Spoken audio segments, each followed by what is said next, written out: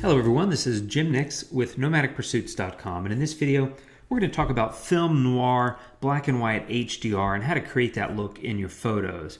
Now, if you're not familiar with that style, it's really based on movies that originally were created in the 1940s, 1950s, and they generally have a very high contrast, black and white look, kind of a gritty sort of feel, and many times often revolve around crime dramas and things like that. There seem to be a lot of night scenes, and so I've taken this photo from Florence, Italy, and it's just a street scene of a gentleman standing in a doorway, and there's another gentleman over here, and we're going to convert it to a black and white kind of film noir type look. So let's get started.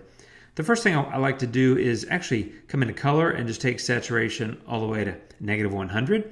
So that way I start with the black and white without making adjustments first. If I'm converting to black and white, I prefer to have it in black and white so that each edit that I make, I'll see it in black and white, because sometimes things in color will look different. And so that's how I want to start. I'm going to add a lot of contrast because generally speaking, that whole style is very contrasty. So I'm going to do that, and because it's also kind of gritty, I'm going to bring up some of the details and the textures in the scene, especially like the cobblestones, that sort of thing. Now I'm going to add a slight bit of smart tone to bring back a little bit of brightness, but I'm going to also sort of counteract that here in a minute. I'm just trying to create a mood, and so far we're getting a pretty high contrast black and white type look, which I think looks great here. So let's move on to structure. Again, because of sort of the gritty nature, a lot of these movies were sort of crime novels converted to movies, or just crime cinema, if you will.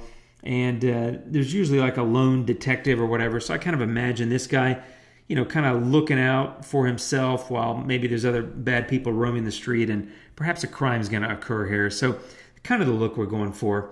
Okay, so I'm going to add some image radiance. I'm going to drag this, and when you drag this, it tends to add a lot of shadow, which I think is enhancing the mood here. It's making it more foreboding and kind of dark, which I think looks nice.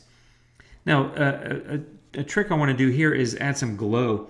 You've already got some lights coming off of this Bar de Florence, and you've got, you know, this light here and this light here, and so you've got all these sort of lights. I just want to hit glow. I'm going to pump that up quite a bit, just to sort of make it a little bit more intense and actually kind of soft. The focus is actually a little bit soft in this part of the scene right here, so I think adding the glow kind of makes it a little bit more interesting anyway. I like that look. So I'm going to go with that, and then I'm going to go to top and bottom tuning. Now what I want to do here, and the beauty of this filter is that it allows you to do contrast separately in the top and the bottom. So even though we did some global contrast adjustments here in the HDR basic panel, down here we can do them separately for the top and the bottom. So I want to add more contrast in the top. I think probably something like that. And then in the bottom I want to add a little bit more as well, but not quite as much. So let's say something maybe like that. So let me show you the before and after. There's the before, there's the after. I think maybe that's a little too much, so I'm going to take that down, and I'm going to take the top down just a little bit as well. Again, just trying to create sort of a moody kind of look. And now I'm going to go do a little dodge and burn. I want to lighten this scene around this gentleman here. So I want to paint that up a little bit and just kind of brighten that piece of the photo, because he's kind of this central element. He was standing there in the doorway, and I took his picture, and I kind of like that look. So there we go. Let me show you the before and after.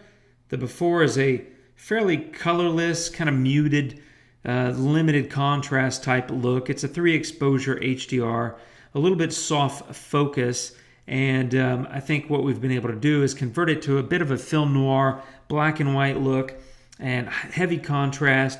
Great texture and detail here, and plenty of mood, with a lot of dark shadow, but also some nice pop of light to sort of help create and accentuate the shadow that we sort of enhanced with our edits. And that's how I'd create a film noir black and white HDR look with this photo. So I hope that it's given you some ideas for your own photos. And if you have any questions, let us know. Thanks again, and we'll see you next time.